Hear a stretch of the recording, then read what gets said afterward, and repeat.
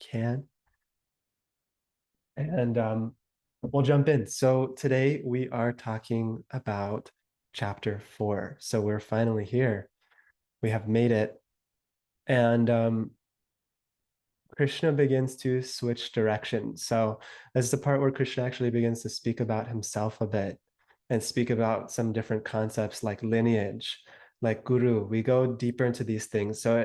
We got a little tiny taste of them in chapter 2 when Arjuna surrendered to Krishna finally. He's like, okay, I don't know what to do. Please tell me, please help me. And we learned a little bit about the concept of guru, but we're going to learn quite a bit more here and why Krishna establishes this. So we'll jump in. So starting from verse 1 on chapter 4, I'll read the first 2 or 3 verses. So Krishna said, I instructed this imperishable science of yoga to the sun god Vivashvan, and Vivashvan instructed it to Manu, the father of mankind, and Manu in turn instructed it to Ikshvaku. The supreme science was thus received through the chain of disciplic succession, and the saintly kings understood it in that way.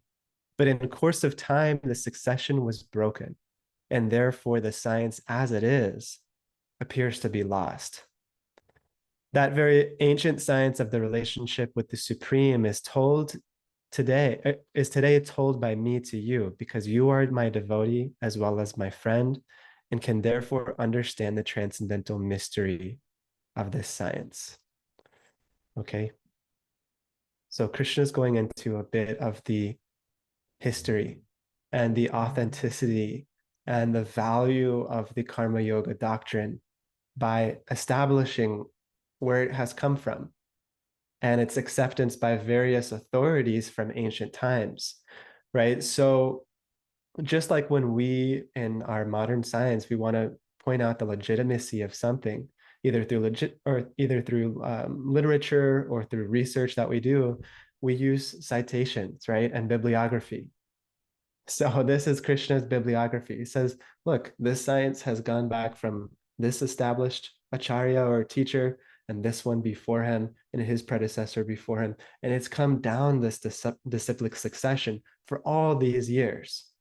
Okay. And so in the Vedas, there is a checks and balance system for truth. And that checks and balance system is 3 different sources. One is guru, right? So the actual teacher, established teacher in the lineage. Another is sadhu, or the genuine holy person. And the last one is shastra, so the actual holy text, right? And so if one gets an instruction and they're unsure whether to do it or not, they have to check all 3 of those sources to see, does it align with guru? Yes. Okay. Does it align with the holy saints? Okay, yes. Does it align with the Shastra or with what the holy texts say? Right? And obviously, Krishna's setting very, very high standards. So in Bhakti Yoga, we've pretty much accepted the highest standard possible as our goal and as our mission. And um, yeah, there's obviously challenges that come with that. But also within the Vedas, there's what's called Dharma Shastras, which was the understanding of right being, even just on a human level. Okay. And Krishna mentions that a little bit further down in this chapter, how no matter what level someone's at, there's always the right way of being for them. Just as a small child, there's a right way of being for a small child that's appropriate for them. There's expectations that are appropriate and there's expectations that are inappropriate, right? And there's milestones of character, markers of character, and then as you grow, those definitions expand. And so if we are choosing bhakti yoga as our path, we are thereby choosing the highest possible standard and the highest possible goal. So it means we have to grow up to be able to do those things well. My personal take is that it's helpful to use all these other strategies and tools within the Vedas so that my human side can have some resources to deal with my lower nature, while my spirit side can also try to grasp towards the highest thing possible. Does that make sense for you guys?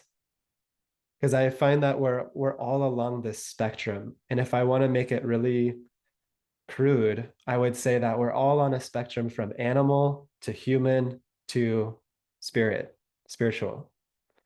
And most of us oscillate in that animal human realm, like in between animal and human. And then just even establishing right conduct through like the Dharma Shastras and through Ayurveda and through all these different sciences, then we come to the level of human, which means we respect nature, we respect each other, we understand the order of things, right? Like I was literally just last night I watched Avatar. My mother-in-law's here, so we went out for a Christmas night movie or whatever. And it was honestly a beautiful movie. It was very touching, and a large theme of it was connection with nature.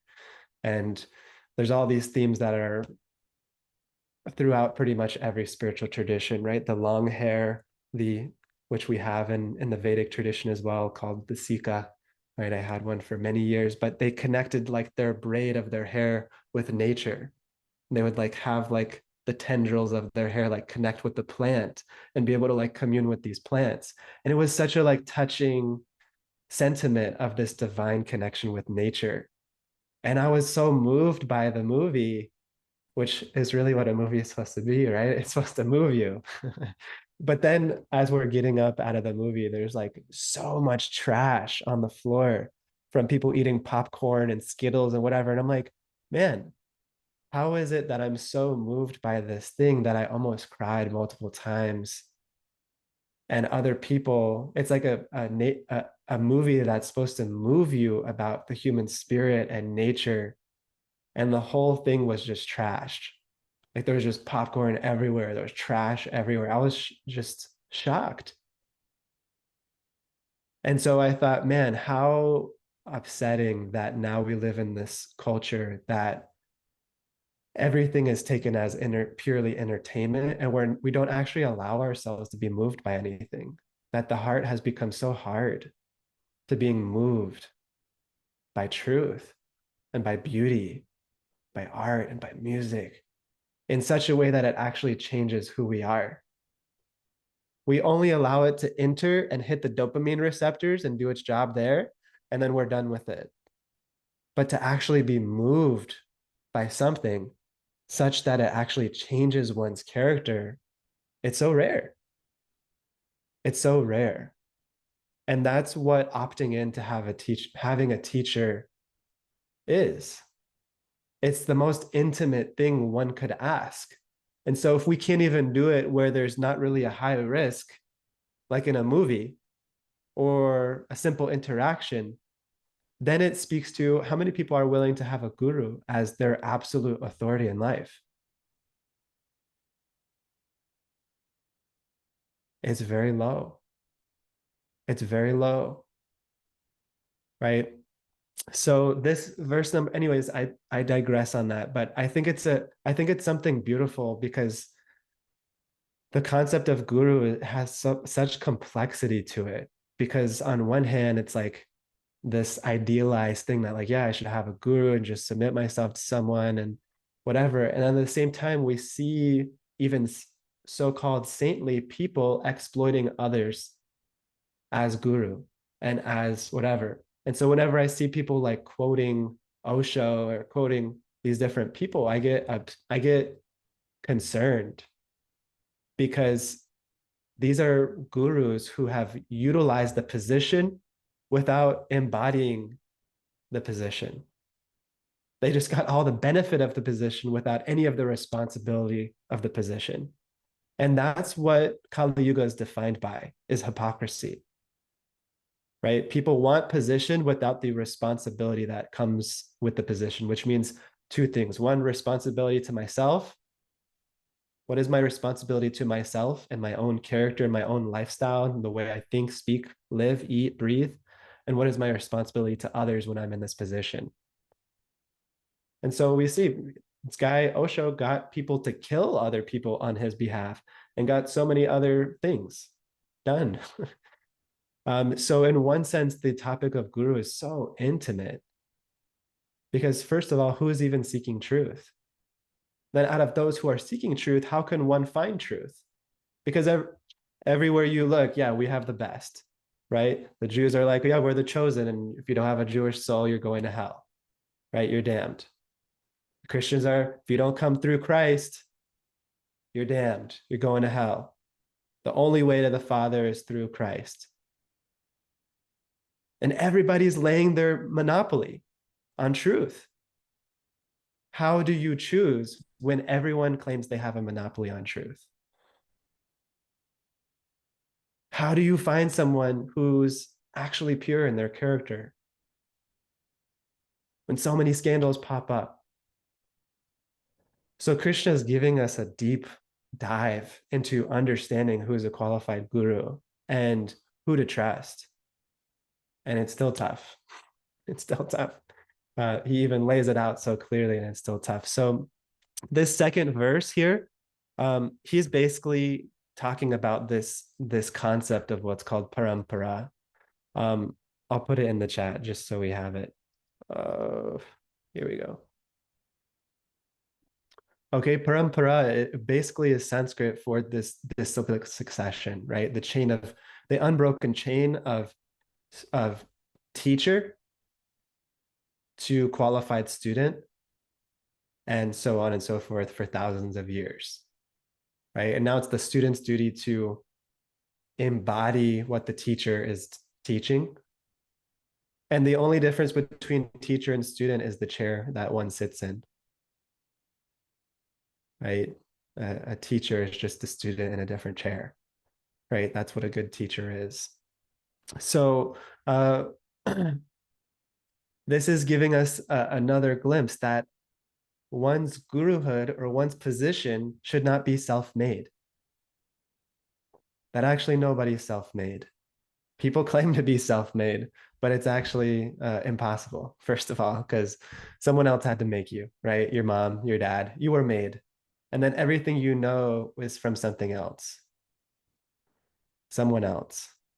And so people want to be self-made because they want to be God, but it's just not possible. It's just not possible. So in the same way, we should not accept any teacher who claims that they're self-made because it's just pure arrogance. And some gurus say, yes, you do not need a teacher. And that's what makes them so attractive as a teacher is that they're saying, yes, you need no teacher. But meanwhile, they're subtly encouraging people to accept them as teacher. Right? That's mainly the gurus that became popular in the 60s, was all the gurus who said, you don't need a teacher. You don't you don't need to follow any rules because it was what people were already thinking. And that's generally who people accept as guru is people who already think what we think. That's how we choose friends. It's how we choose people in our life is people who just say the same things as us, but they say them a little bit more eloquently. Right. So, um, yeah. So it's saying that this parampara was given to the saintly kings, which were the leaders of the state. So they were called Raja Rishis, right? Raja means king, Rishi means saint. So it was actually a requirement that if you're going to be a king, you have to be a saint. Imagine, imagine if all of our presidents and like governors and stuff like had to be thoroughly saintly, like not from any sectarian point of view, like have to be like a Christian or have to be a Hindu, but just from like a character standpoint, like actually embody the qualities of saintliness. Imagine if like that was the vetting process for becoming a leader. So this was the Vedic standard. And of course, there's always evil and there's always, you know, people who don't lead that way. Um, but yeah, it was given to the kings because they have the most influence, right? Just as we learned in the previous chapter, Krishna said, just as a great man does, so do common men follow. So it's understood that the more the more you're in a position of leadership, the more one has to oblige themselves to becoming worthy of such adoration. Kali Yuga again has flipped it on its head. We take people who are not worthy whatsoever of the responsibility of fame and leadership, and we make them celebrities. And we cherish their bad qualities of how reckless they were. We put it on magazines and um, you know, tabloids and whatever. Look at what this person did. We're all absorbed. These are our icons. These are our leaders. And so he's establishing this idea of parampara because over time, these teachings, because of the force of time, become eclipsed by opinion, by speculation, by warping the message for one's own personal gain, right? Just like if you look at the history of the different versions of the Bible, what different kings, right? King this Bible, king that Bible. If you look at what they edited in and out, there are self-serving edits that were made. So it's very tempting that when one has power and one has truth, to use truth to one's own advantage and for one's own self promotion, right? So this is just the tendency, the the the impulse of illusion, which is acting upon all of us. It's not just one person or another, but it's happening to all of us all the time. Um, and so then the question is from this verse two, is I already posed it to you, like, how is someone supposed to recognize and distinguish authentic from inauthentic in today's world? How is one supposed to distinguish between those two?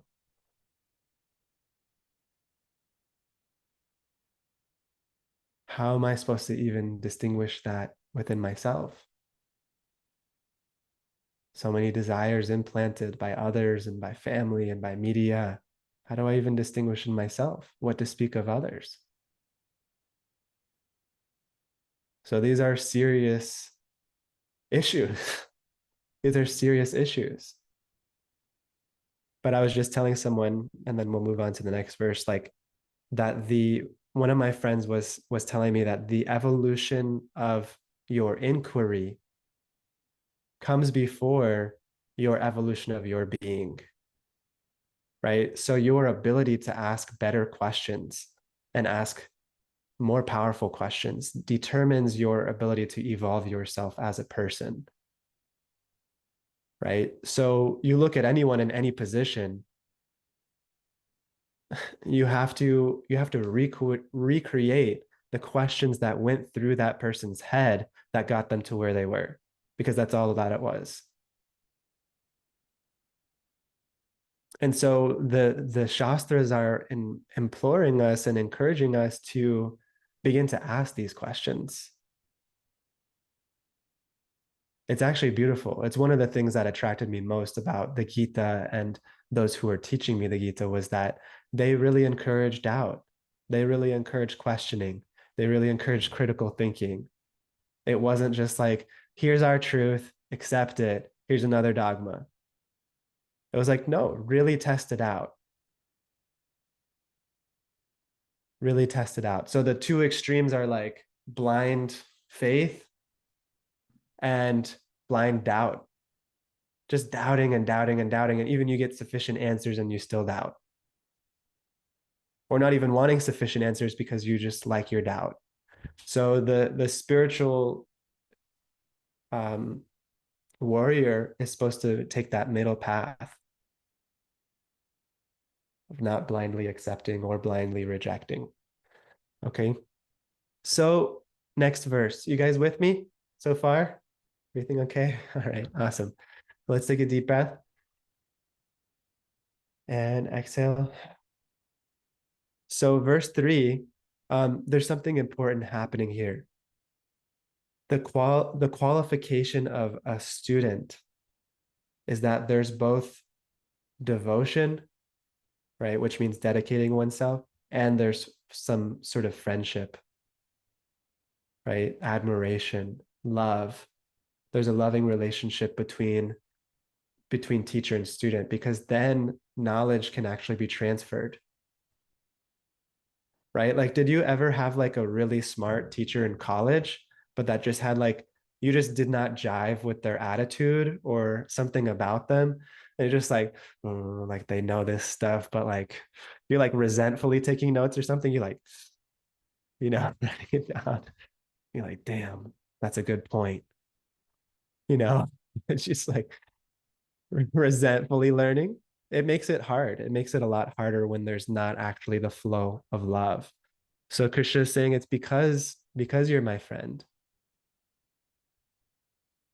It's because you're my friend. And also just my own experience with, I'm sure many of you too, that without the love, correction just feels like assault.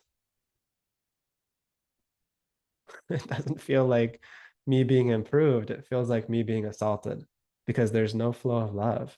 That's something I really had to learn living in the ashram and having a lot of very developed men around me was, oh, I can be corrected and have it come from a deep place of love and wanting to see me thrive. And I had never experienced that before in a real way.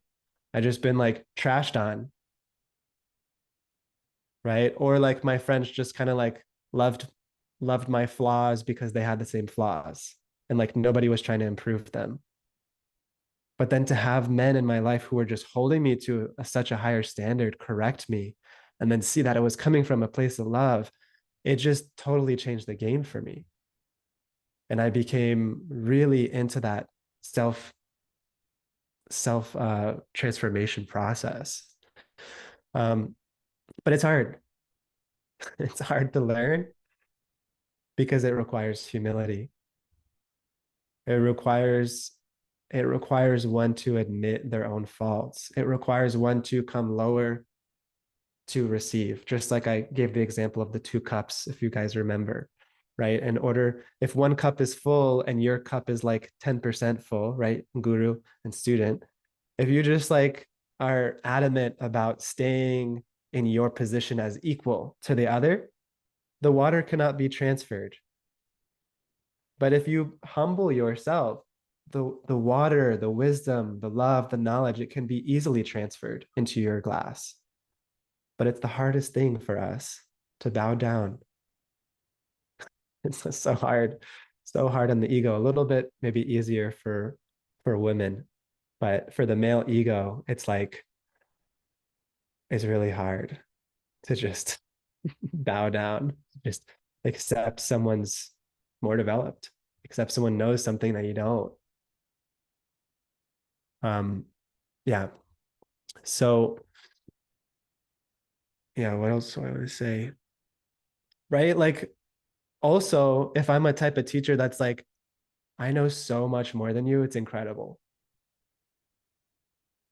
Right? Like it doesn't inspire you to be like, wow, I should really learn. Like immediately you become not humble. You try to add points to what they're saying. Oh, look at my perspective, my knowledge, here's my take on that.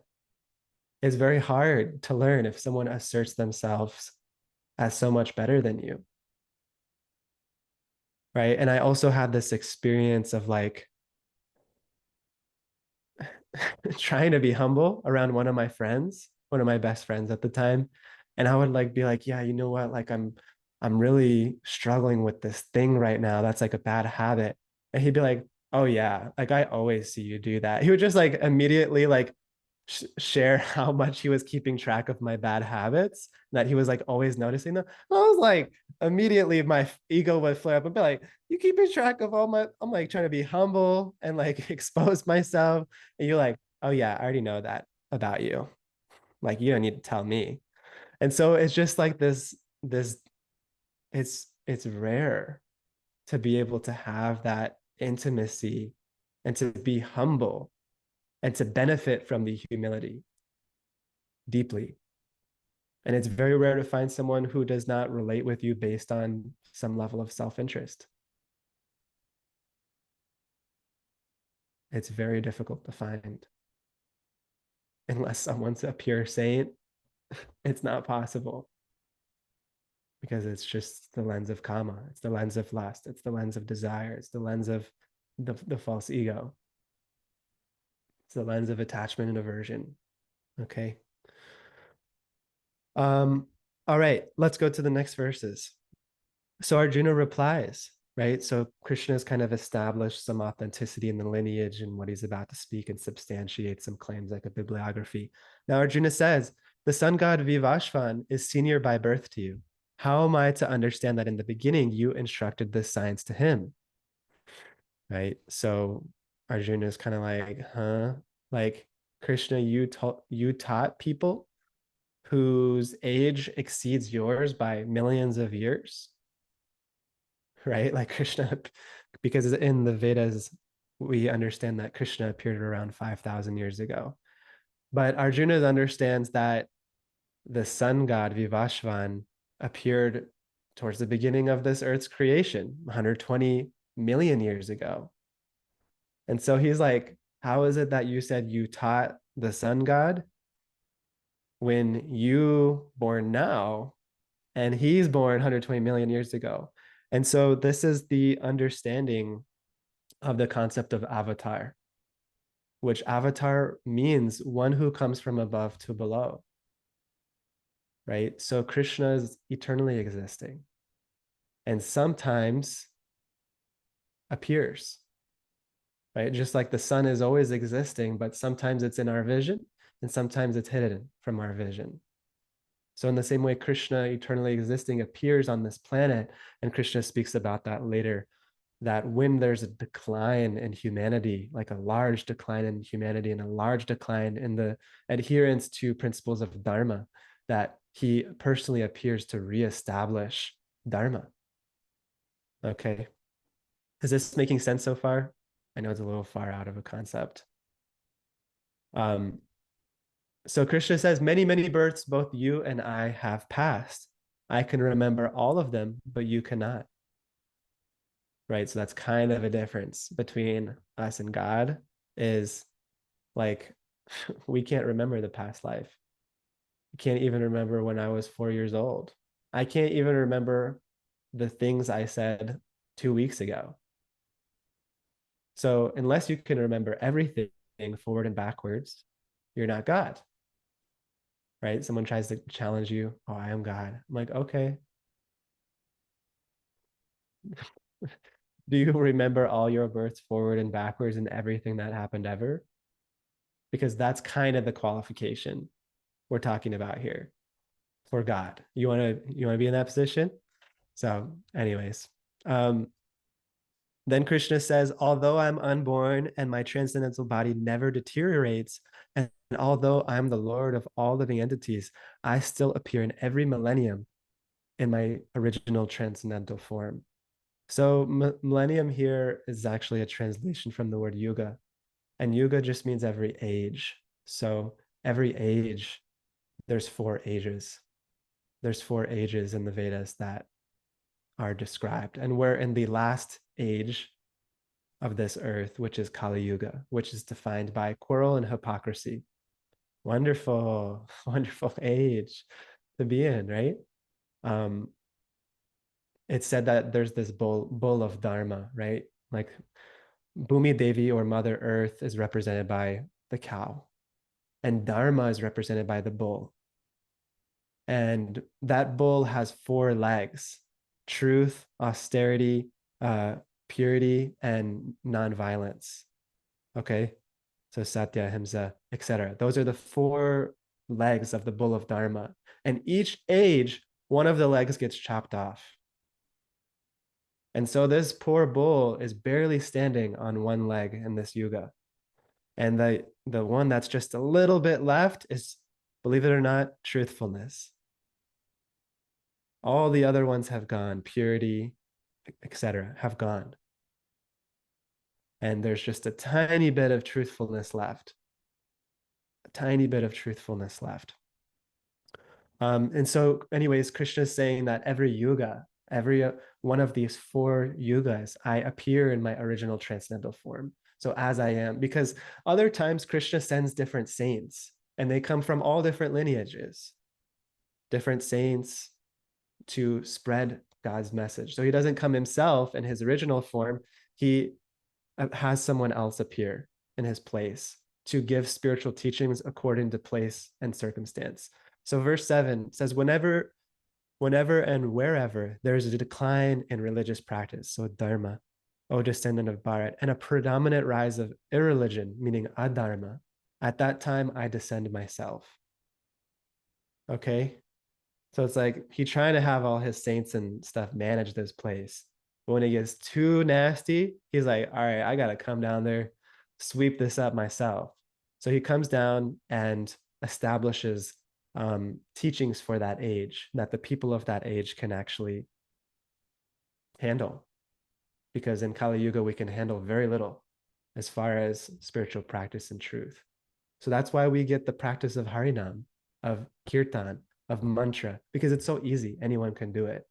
That's why it's for this age, just chanting mantras is considered the spiritual practice. Whereas in previous ages, there were a lot more complex and rigid processes that were recommended, but the people were much more sattvic and developed because there wasn't a trillion distractions and hypocrisy and all this other stuff. It was a lot less prevalent, although it was still there, obviously. Okay, so then Krishna says, verse 8, to deliver the pious and to annihilate the miscreants, as well as to reestablish the principles of religion, I myself appear millennium after millennium. Okay, so really all this means is for those who are seeking truth, I give them a way to relate and to access that truth and to experience that truth and to transcend. And also simultaneously annihilating the lower qualities in those people. So the miscreant-like qualities in our hearts. It said in previous yugas, the demons and the demigods, so kind of like the evil and the good, were like kind of two separate external forces. But in Kali Yuga, both the demons and the demigods live within one single human. So we have our demons and we have both of those things. And Krishna comes to annihilate those kind of low gremlin-like qualities that are within each of us of arrogance, pride, jealousy, greed, anger, lust, etc., etc. Okay, so then next, Krishna says, one who knows the transcendental nature of my appearance and activities does not, upon leaving the body, take his birth again in this material world, but attains my eternal abode. So it's saying if you know the truth about me and my stories and my activities, when you die, you do not get birthed back into samsara. You get birthed into an appropriate place for your spiritual desire and development. Okay, there's so many spiritual abodes in the Vedas. And according to one's specific relationship, one attains that place. So one very quick point about this that's really important is that the stories, so the activities of God, they're called leelas, right? Lila. They're called lila, means like these divine transcendental stories. And those stories are meant for devotion and liberation. Um, but many people, they misunderstand them and they treat them like mythology, right? So even though all the stories from the Vedas can be taken as myths to take moral lessons from, that is not their actual deeper function. You can take all these stories and they're just, they were just stories that someone made so that we could get lessons from them morally about how to be. But Krishna is saying, no, when you understand them in truth, you become liberated from samsara. When you understand me as I am, not just as a story to get moral lessons from. When you understand me, you are liberated from samsara. Right? Just like if you read some book about some historical person and you kind of take it as collections of facts and achievements and different quotes and like cool things to post on Instagram, like you post a cute quote from Dale Carnegie or whoever. It is much different than actually being able to love that person. It is much different. Sure, the book can serve that function, but there's a difference there. So I don't want to completely equate one to one, obviously, Dale Carnegie with Krishna, but that Krishna's stories, his stories are non-different from truth. And so when we understand the stories as they are, we are having direct revelation with those stories. We can experience them. We can be a part of them. And that's ultimately what bhakti is inviting us to do, is to be a part of God's loving leelas. And that we were put on this planet because there's a flavor of love that only we can give. And there's something that Krishna is missing, and it is that flavor of love that we can give. And even though God's whole, he has this slight deficiency because you have not given yourself to participate in that divine Leela. And so, not to go in too much of a tangent, but that's really what the process of bhakti is about. Is first of all, through the practice of regulation, which is called Vaidhi Bhakti, following all the rules, all the practices, being regulated, etc. Through following all of those, it creates a condition by which spontaneous love, where we want to do those things, can arise just for the pleasure of Krishna. Right? So, like me, I vowed to my guru to chant 16 rounds on my beads every day. And it takes me about an hour and a half. And some days I do it because I like it. And other days I'm like, damn, I got to finish this because it's a rule and I want to be a good student. That would never be there if I have gone past that preliminary phase of bhakti.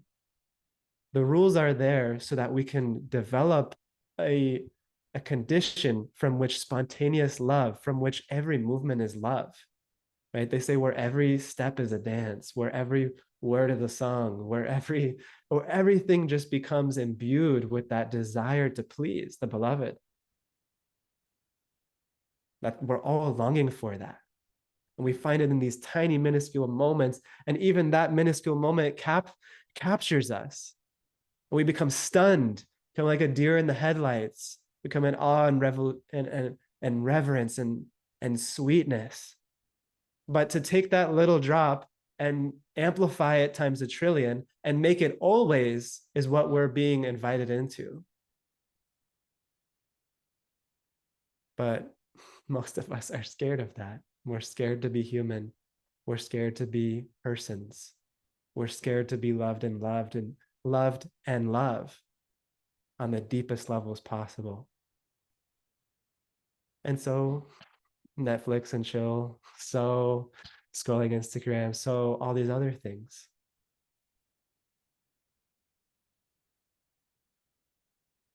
to keep me from my humanness. And this is something, anyways, just very personally that I've been just having in my mind a bit these days is how much am I capturing that sacred thread of destiny? How much of that is me actively petitioning to grab onto the rope of destiny? And how much of that is destiny happening to me and choosing me and choosing and putting me on a path of lessons that are inevitable so that I can access grace on a deeper level? And how much of it is me opting in and choosing and claiming that destiny? And for me, it's just like, man, am I being the man I want to be? Am I am I giving of myself what is expected from my beloved? Am I making myself available for something exquisite?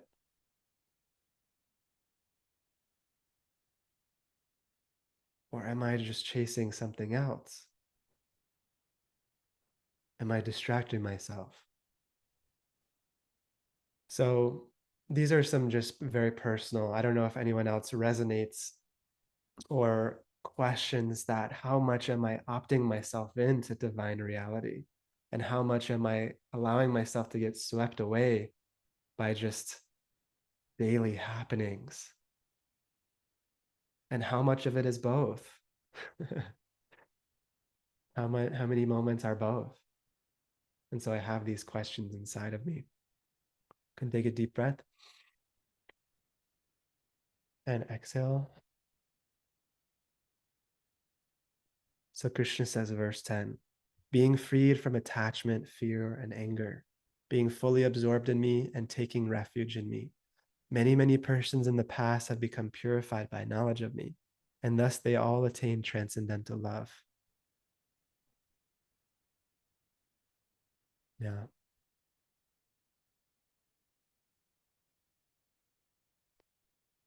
So we have to do the austerity of giving oneself. We have to do the austerity of gaining knowledge about the truth. And that takes effort, which means there is some level of resistance and some force of illusion that's pushing up against us like a solid wall. It's something firm that's pushing up against us. And unless we do the austerity, we don't get the result. We don't get the fruits. Some people live like that. They just think, oh yes, I'm just part of God anyway, and you know, it's all God. I'm like, yeah, but how much are you experiencing that at every moment? How much is your character reflecting that every moment? I know mine ain't, and I have tried for not that long, past 10 years or whatever, and even living as a monk, which is a rare thing to do. And I'm like, I'm very far. There's still so many layers. So to just say, oh, yes, it will just happen, it's bound to happen. It's not bound to happen. What's bound is your to this material world. That is what's bound. That's samsara. We are bound. So Krishna talks about this in a moment. 11. So as all surrender unto me, I reward them accordingly. Everyone follows my path in all respects. So if one surrenders themselves to um, even a sub branch of the tree of truth, ultimately one can find their way to the root of that tree, is what Krishna is saying here. Right? Just as one of my friends was saying, one truth, mind deeply gives rise to all other truths. And I really appreciated that. But like, even if I just went into like the idea of nonviolence, which it shocks me just even the surface level, how much people have not thought about that idea while saying that they embody it. Just like eat meat and talk about saving the planet, which of course there's no judgment, whatever, but just thinking about one's own hypocrisy, that if I think about any of the ideals that I hold in my life, if I'm sincere enough, I will quickly see their deficiency. And if I keep going and I keep going, I keep going and I keep going, it will ultimately lead me to transcendence as the option that I have to follow if I want to rid myself of all these contradictions in myself. Because it's through transcendence that one actually just becomes situated as one, as an individual, as themselves. Um, and so let's see what else Krishna is saying here. Yeah, so I was also mentioning this earlier before in just still talking about verse 11. According to our mood and our desire and our practice, God appears in different ways, in different paths, through different teachers, and through different levels of surrender. Right? So just as when light hits a diamond, it makes many different colors on the wall. And according to your meditation, you get a particular realization, you get a particular color of God's love. And that goes back to the whole thing of rasa we were talking about in a previous class, about a specific flavor of love that you are looking for with the divine. And some just want a broad, generic, generic God realization, Walmart brand God realization, right? Or just everything's God. And that's what we call Brahman. And I don't want to equate it with Walmart because Brahman is God. And obviously, if any of us in this room had Brahman realization, we would be in such awe. We would be in divine revelation, the ecstatic truth of this, the oneness of all, and every fiber being transcendental reality. We would be ecstatic. That is what it means. There's nirvana. There's no there's ananda. There's no room for dissatisfaction in that stage. But if one wants relationship, that is not enough. That Brahman oneness is not enough because there is no cognizance of differentiation between yourself and reality. You're just experiencing reality. There's no differentiation. But if one wants factual love, love proper, it can only happen through relation, which is not available in Brahman. Really, Brahman is only blissful in relation to the suffering that we have here. So just like when you're sick and you're finally at a base level of health, you feel amazing. You're like, wow, I'm like thriving right now. You're not thriving, but you feel relatively like, or like, for instance, if your bank account goes from like negative 40,000 in debt to zero, right? Now you owe zero debt. You don't have any in the positive or any in the negative. That is Brahman. It's relieving. It's a huge relief. But it is not factual positive reality. You are just at the threshold of positive reality by being in that oneness. On the other side of it is relation, and is Paramatma realization, is Bhagavan realization, is that personal aspect where one can relate with God as a person. I like that idea. One of my friends, he was saying, I can't say it's true, but I can say that I like it enough to dedicate my life to it. And I think that's all that any of us can say. How can I say I have truth? How can I say Bhagavad Gita is true? I probably used to say, and I still believe that, but can I say it factually? No. Why? Because I have not experienced it all as true. I've not experienced the full truth of truth. And therefore, I cannot say. I can say I like it. That's true. That is accurate. I can say I like it enough, and I like it more than all other ideals and all other ideas I've been exposed to, enough to give my life to it. I can say that. But until I am face to face with God, I cannot say it's true, truthfully speaking. I can only like it as an idea. So in this way, we're all given the opportunity that sincerity is the first piece necessary to go on the spiritual journey. Is that all one needs is that little seed of desire of, I want to end my suffering. I want to know reality. I want to know myself. I want to know. And then boom, someone comes and they give you a little slice of the cake. Boom, you ask better questions. You get better slices of cake. Boom. And you just get exposed to your level of sincerity. You get exposed to teachers who can help you get your goal.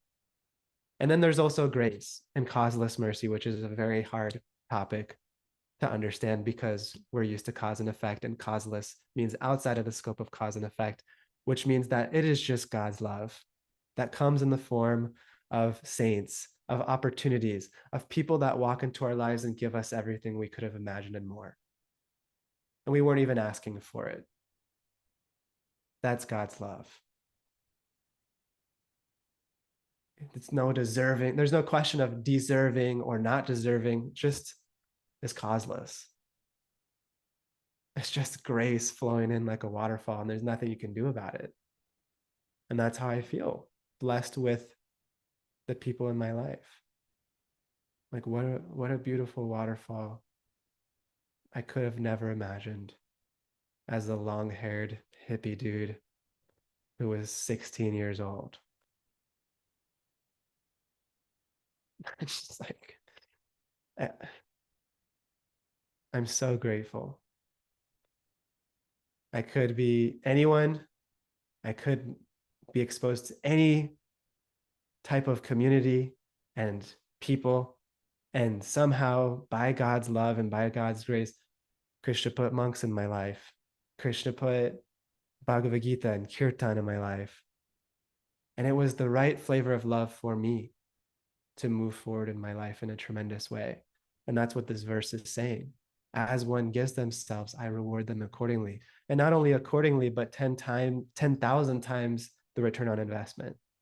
You take one step and Krishna takes 10,000 steps. It's not even accordingly.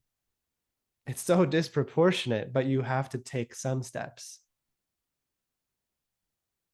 And even with such a meager desire on my end, I've been overflooded with grace. And I believe we should all feel like that. Can't tell you how you should feel, but it's kind of how I'm feeling that you should feel, is that we've all been gifted so much. The fact that we're here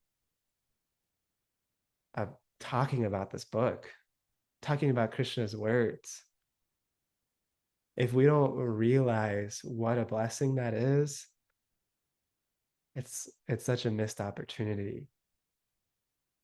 It's such a missed opportunity to completely radically change everything in your life. So um that's what I got for you guys today. Any questions, reflections, corrections, any point you liked? Every week I'm uplifted somehow. I'm like not qualified to talk. And somehow you all just hold this crucible for me to be purified within, for my own heart to just be purified within. You all hold that crucible for me. So you're all serving me, and I'm just selfishly inviting you here so I can benefit from your company. Anybody, anything?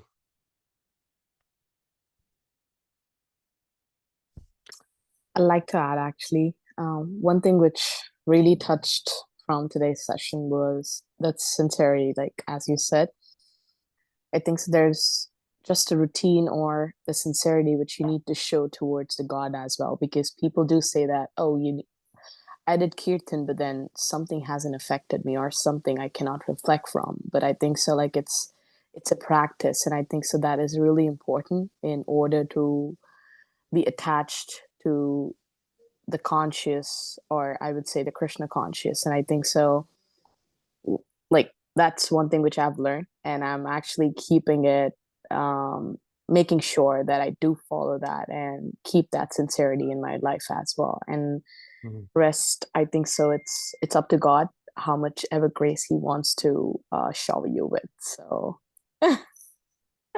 I've been seeing a I've been seeing a few reels recently, mm-hmm. and they just got me like crying, laughing. Like I posted one the other day that was like this guy on the phone with God, and he was like he was like talk, I don't know if you guys saw it, but it was like I forgot what he was saying. It was something about like I'm not on that God soldier plan this year. He's like, I'm trying to make sure I'm like on the starter kit or something like that. It's like calling God and he's like, I need you out there. You one of my best fighters. And he's like, God, no, I'm not. He's like, I'm getting beat up out here every day.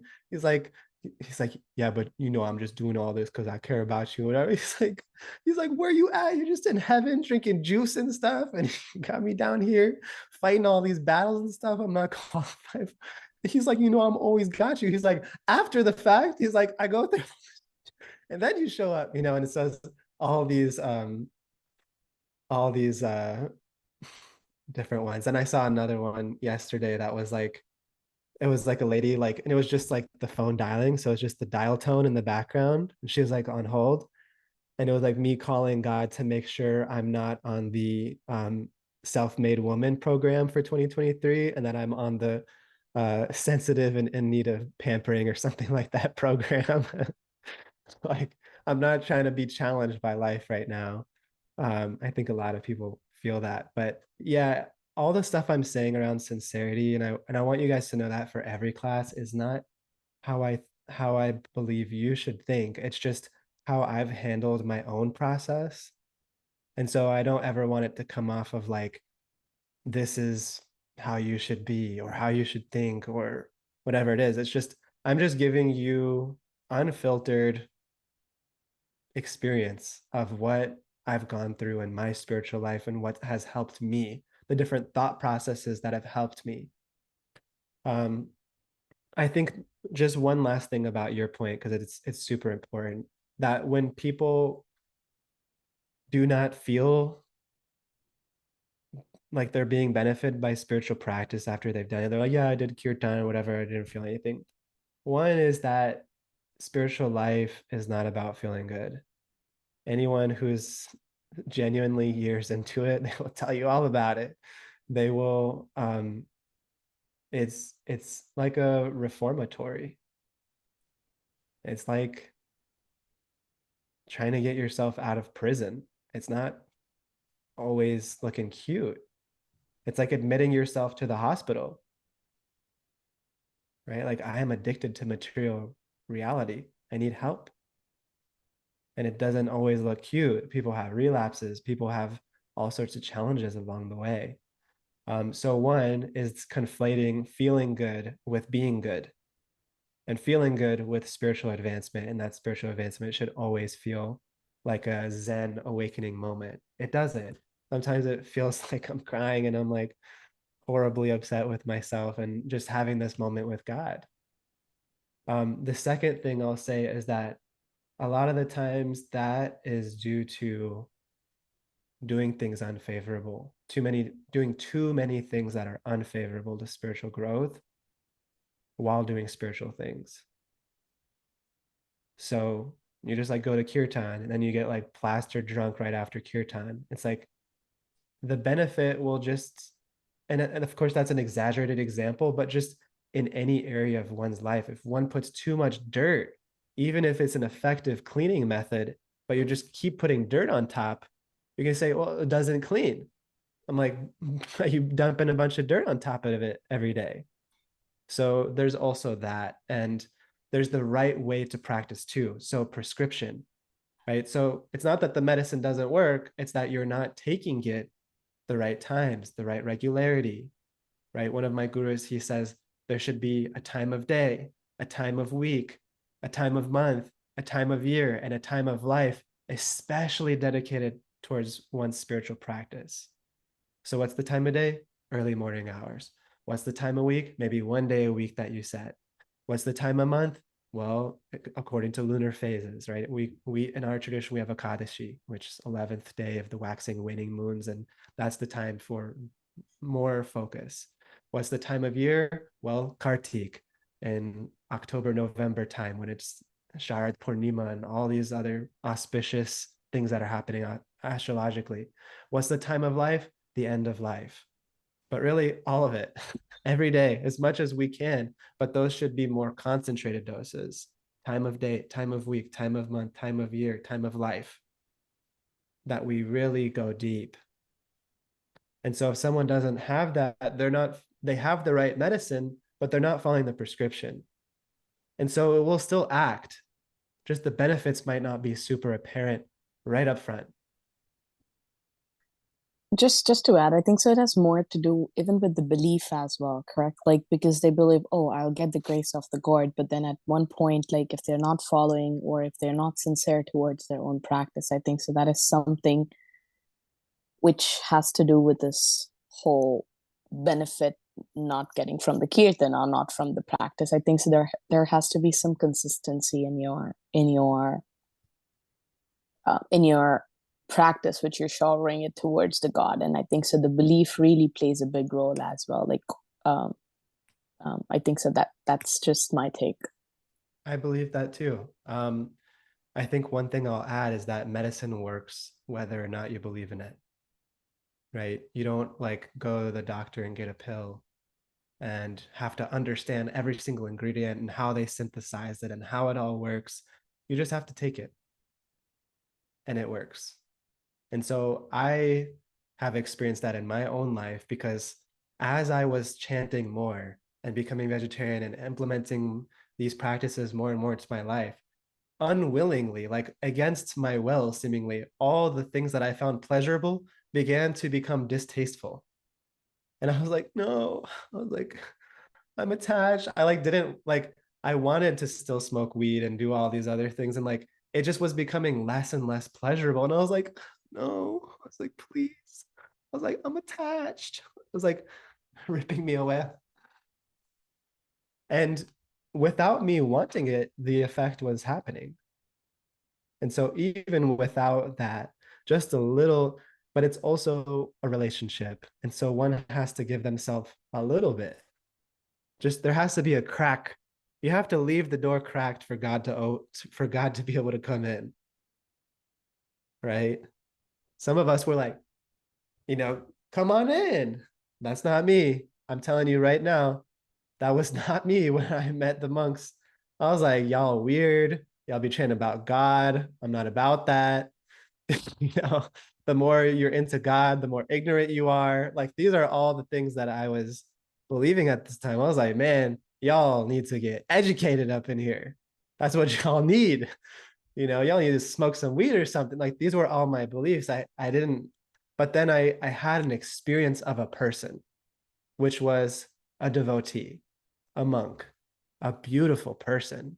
And that just cracked the door just a tiny bit. And in came a flood. And in came a flood without me even wanting it.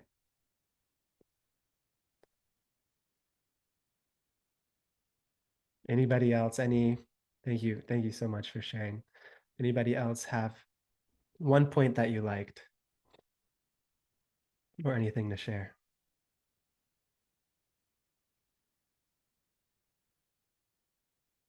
Thank you, Martha. Yeah.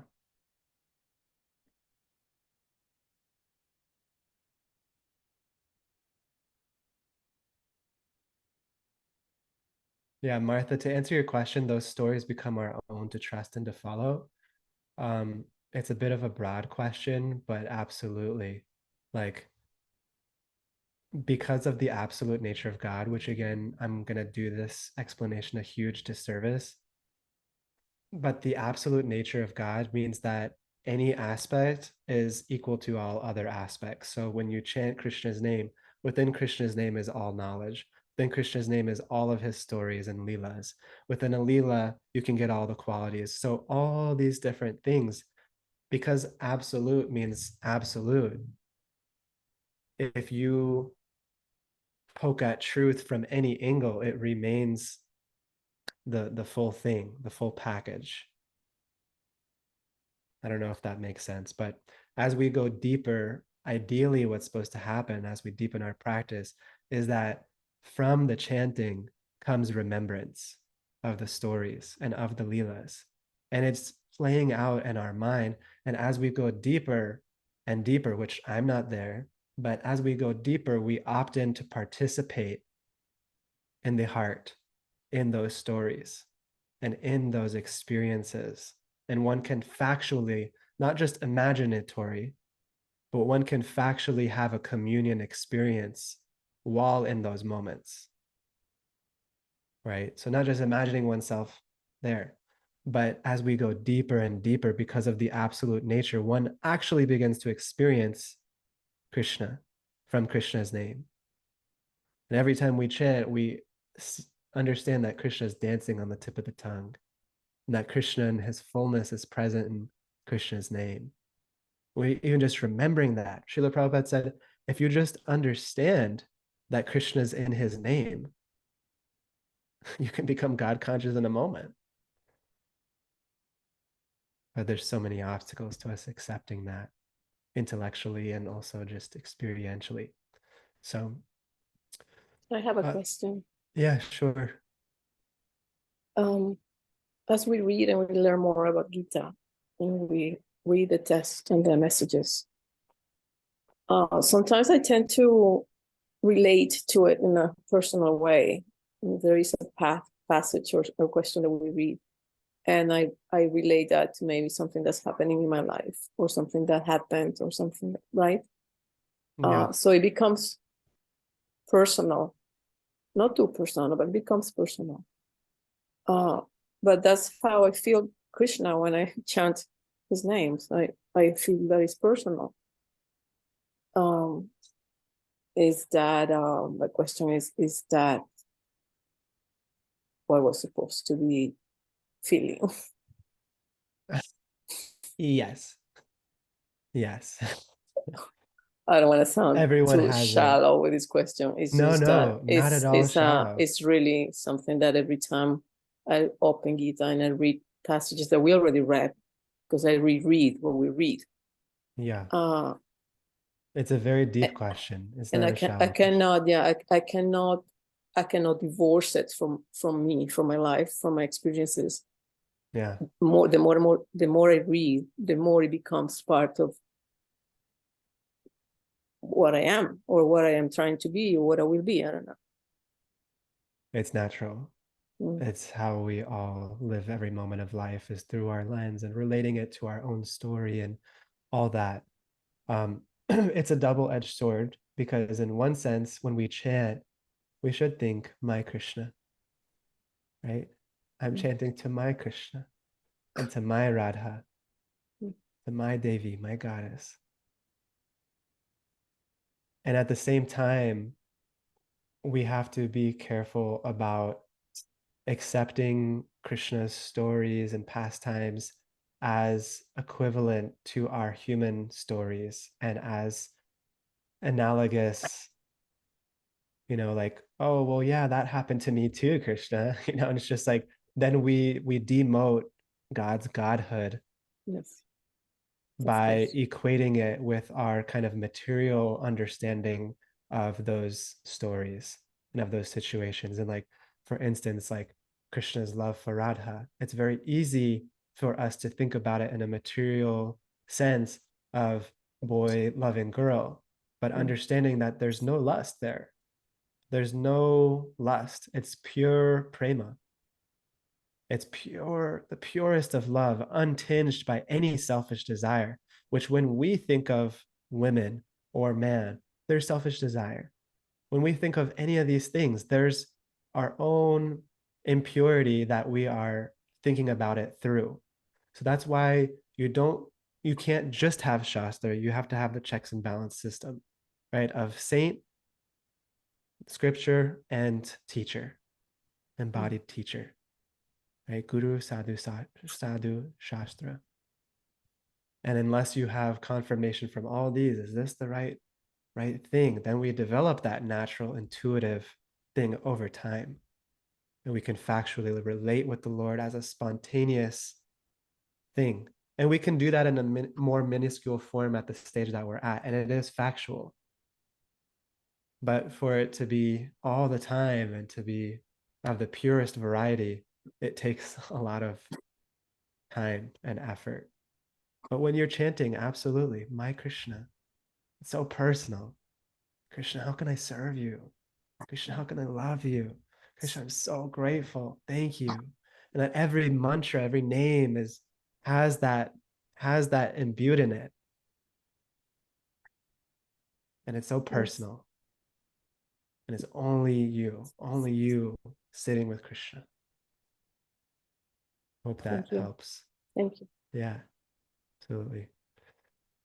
All right, Lisa, Marlena, any last point before we log off?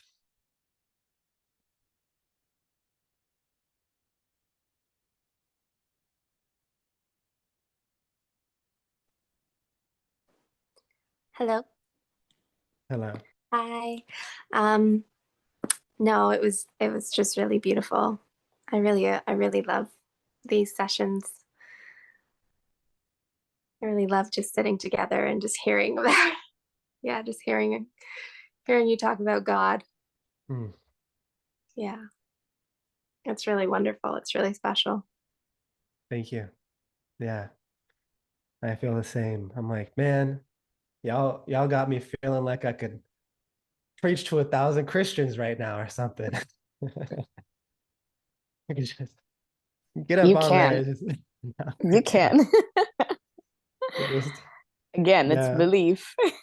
Yeah, we're meant to share what we love. And I agree. my God realization is in such an infancy stage, but still just the opportunity to come together, it helps me think about things and make it come alive. Because we want our spirituality to be living, not to be this dried out routine that's just barely holding on, and we just do it because we should, and there's no taste in it. Well, we should be tasting the juice of it daily, ideally. And when we don't taste the juice, we do it out of duty. We do it because of principle, right? It's a relationship. You don't just love your wife or your daughter or whatever when it's nice. You show up every day, even when you're like, oh my gosh, this is too much.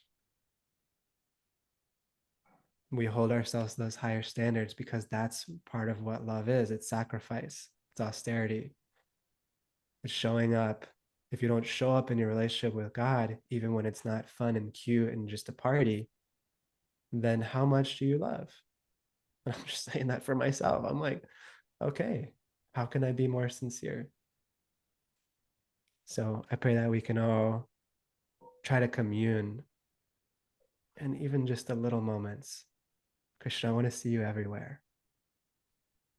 10th chapter of Gita is a very good chapter to read if you want to see Krishna everywhere, because Krishna shares how you can see him everywhere. Every verse is a meditation on nature and everything. So we can do that every moment. So I'll stop talking. Have a beautiful evening. Thank you guys so much. Hari Om Tat Sat. And I'll see you next Monday. Bye, everyone. Thank you. Thank you. Bye.